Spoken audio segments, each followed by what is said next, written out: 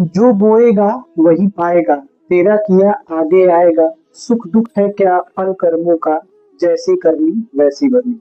नमस्कार दोस्तों, मैं प्रभु सिन्हा आप सभी का स्वागत करता हूं अपने यूट्यूब के चैनल पे। आज का हमारा विषय है कर्म पे।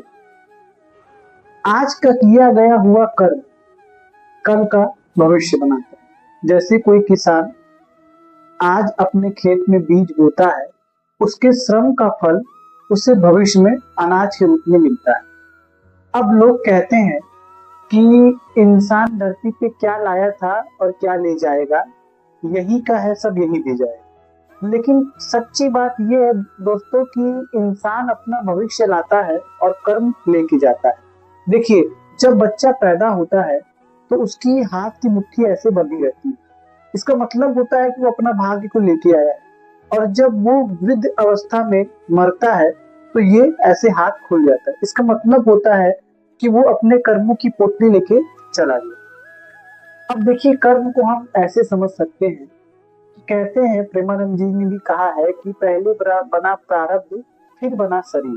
देखिए, कर्म होते हैं, एक होता है संचित कर्म, फिर होता है प्रारब्ध कर्म, और फिर होता है क्रियामान कर्म। देखिए, संचित कर्म वो कर्म होता है जो जन्म जन्मांतर से आपके कर्म में संचित हुए हैं, मतलब वो इकट्ठा होते जाते हैं, उनका निवारण या उनका निपटारा नहीं हुआ।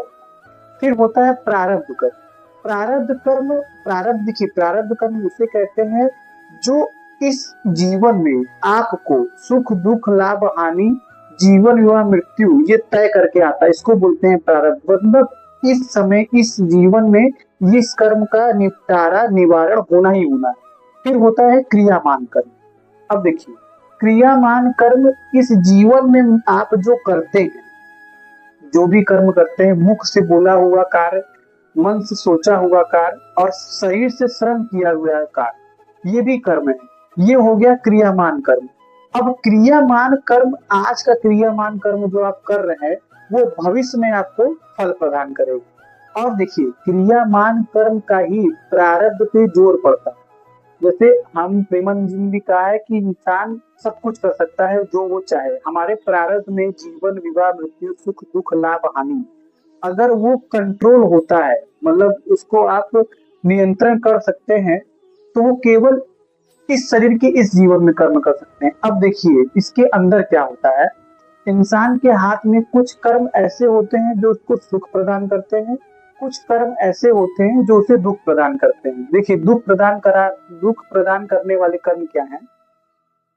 जैसे कि काम, क्रोध, वासना, लालच और छल कपट, ऐसे कर्म जब आप करते हो, किसी को दुख करते हो, छल कपट करते हो, काम है, क्रोध है, किसी से आप जलन पैदा कर रहे हो, तो ये कर्म जो होते हैं प्रारब्ध के दुख को बढ़ा देते हैं। समझ रहे हैं?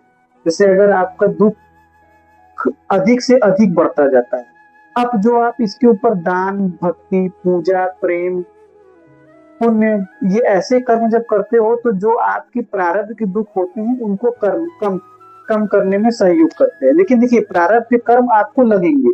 जैसे मान लीजिए कि अगर आपका इस समय ऐसा है कि हाथ कटने को है, लेकिन आपके नवीन कर्म जो हो रहे हैं वो इतने अच्छे हैं तो वो हाथ कट के खरोच बदल जाएगा। लेकिन प्रारब्ध का कर्म आपको कहीं ना कहीं छूता है। अब हम आपको एक निवारण देते हैं रामायण के पाठ से। आप सभी को पता होगा कि बाली को भगवान श्री राम ने पेड़ के पीछे छुप के तीर चलाया था। ठीक, क्योंकि बाली को आशीर्वाद था कि उसके सामने जो भी व्यक्ति आएगा उसकी आधी शक्ति उसके अंदर समा जाएगी। तो ये तो लीला थी, तो भगवान ने उसे तीर पेड़ के पीछे से छिप के मारा। तो जब बाली जब मृत अवस्था में पड़ा होता है तो प्रभु से पूछता है कि आपने ऐसा किया है, क्यों किया? तो भगवान अपना बताते हैं, जो भी रामायण की बात दोस्तों बहुत आगे चल जाएगी।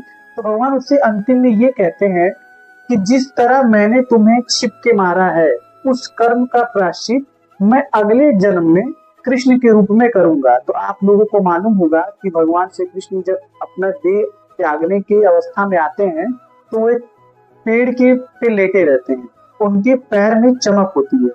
तो वो क्या होता है कि एक उधर से शिकारी जा रहा होता है, असल में वो बाली ही होते हैं जो अगले जन्म में शिकारी का रूप लिए होते हैं। तो वो सोचते हैं कि वो हिरन है, लेकिन उसी हिरन को सोच के वो तीर चला देते हैं। अब वो तीर भगवान श्री कृष्ण के पैर में लग जाता है, और असल में ये तो लीलाएं होती है, भगवान की ऐसी लीला थी कि वो अपना देह त्याग इसी तरह करेंगे और अपने कर्मों का प्रायश्चित करेंगे। तो वो तीर जब भगवान श्री कृष्ण को लगती है तो अपना देह त्याग करने वाले रहते हैं। तो वो शिकारी आता है उसमें, तो बोलता है कि प्रभु मैं तो ये जानता नहीं था, ये मुझसे अनजानवश हुआ। तो भगवान श्री कृष्ण बताते हैं कि इसमें कोई तुमसे अनजानवश नहीं हुआ है, ये मेरे ही कर्म है जो मुझे इस जन्म में लगे।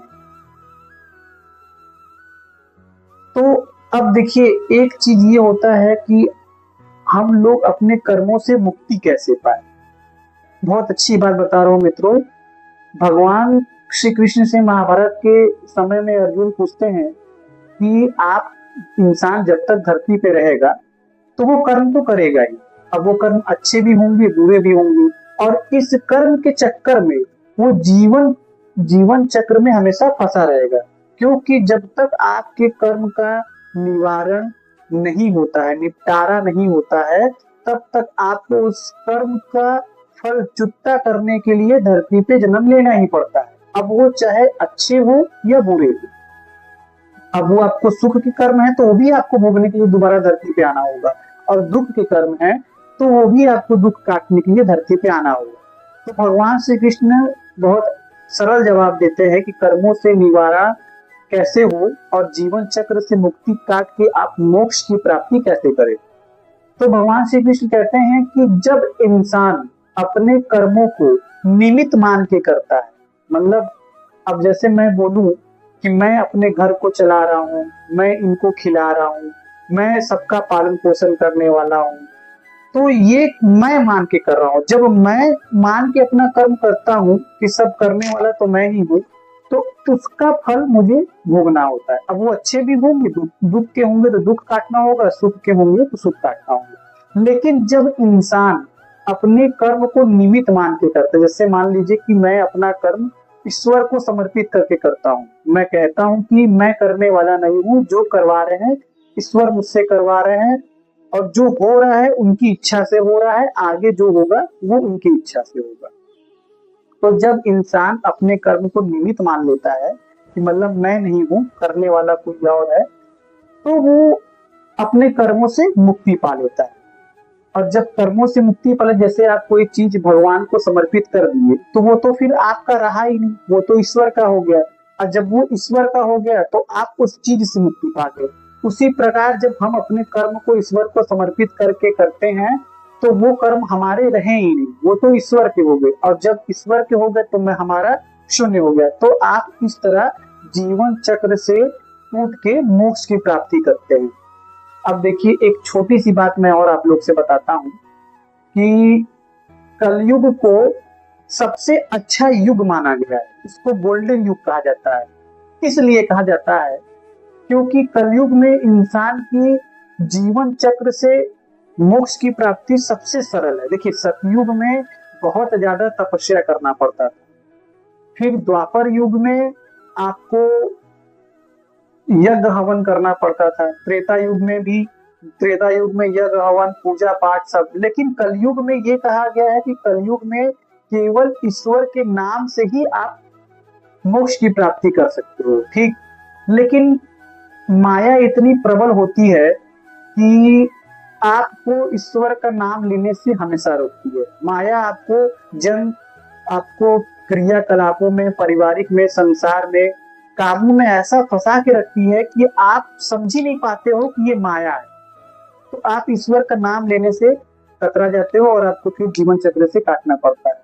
लेकिन दोस्तों, सरल बात यही है कि आप ईश्वर का नाम लीजिए और अपने कार्य को निमित्त मान के कीजिए। इस तरह आप मोक्ष की प्राप्ति भी कर सकते हैं। और इंसान का परम कर्तव्य यही होता है कि वो अपने सांसारिक जीवन को जीते हुए, सारे कार्य को करते हुए मोक्ष की प्राप्ति करे, माया में ना फंसे। तो अगर आपको मेरी बातें समझ में आई हो और थोड़ी अच्छी लगी हो तो मुझे सपोर्ट करें, मेरे चैनल को सब्सक्राइब करें, लाइक करें और अगर किसी प्रकार का संचय हो, कोई बात रह गई हो तो उसको कमेंट में करें। तो धन्यवाद, चलते हैं, मिलेंगे फिर नेक्स्ट वीडियो में।